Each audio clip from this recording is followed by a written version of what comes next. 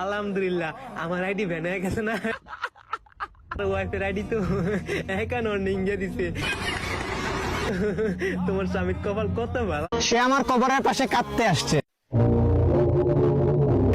ভালোবাসে এই কথাটি বলতে আসছে, বাইচা থাকতে কাঁদাইছে অনেক,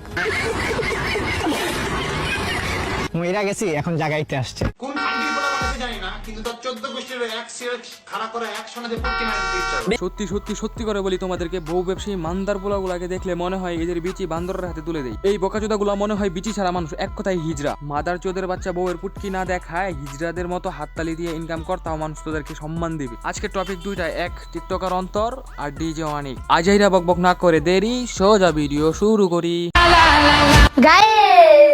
আপনাদের দোয়া ও ভালোবাসায় আজকে আমার দুধ নাড়ানো ভিডিও দেখাইতে পারলাম আপনাদেরকে। আরো বেশি বেশি দোয়া করবেন সামনে যেন আমরা আমাদের পন্দাপন্দি লিঙ্ক উপহার দিতে পারি আপনাদেরকে, জান্নাত তোহাদের মতো। ঠিক বলছি না গাইস? নিঃসন্দেহে তুই ঠিক কথা বলেছিস।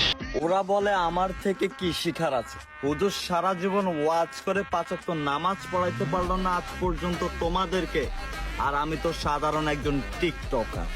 ডিজে করে বউ মানে ঘরে ভিডিও বানায় কাপল, বউয়ের দুধ আর পুটকি দেখায়, করতেছে থাকা খাওয়ার জায়গা, গুছিয়ে নিচ্ছে নিজের অবস্থা, ময়লা জিনিস ময়লা জায়গায় ফেলাই দিছে যে ভাই, তাকে জানাই ধন্যবাদ।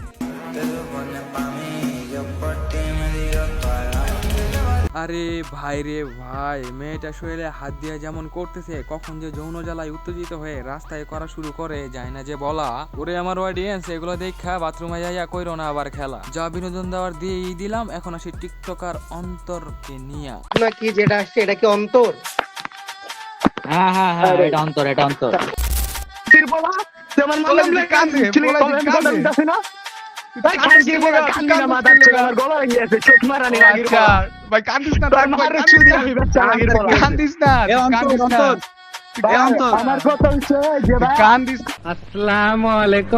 টিকটক থেকে আইসে এক পোলা, নাম তার অন্তর, ইউটিউবে করে আত্রামি ফাত্রামি, তা দেখা দিছে তারে ধোচন। পোলাটারে এমন ধোচাইছে শেষ পর্যন্ত তারে কান্দাইয়া ছাড়ছে। অন্যের মাকে গালি ও অভিশাপ দিলে ভালোই লাগে, নিজের মাকে গালি দিলে তখন কান্দে কয় খাঙ্কির পোলা তোর আমার মারে গালি দিলে কে, বিষয়টা কেমন চুদলিং পং হয়ে গেল না? আসলে টিকটকের উড়ে না হাডুর নিচে। যাই হোক, ভুল তো মানুষ মাত্রাই, ভুল মানুষরাই করে, তা সংশোধন করার সুযোগ দেওয়ার দরকার ছিল না? এভাবে গ্রুপ কলে এনে গালি নাও দিতে পার। এখন অন্তরকে বলবো, সজীব এত বড় রোস্টার হওয়ার পরেও ছাড় দেওয়া হয়নি কমেন্টে গালি দেওয়ার জন্য, আর সেইখানে তুই কোন চ্যাটের বাল?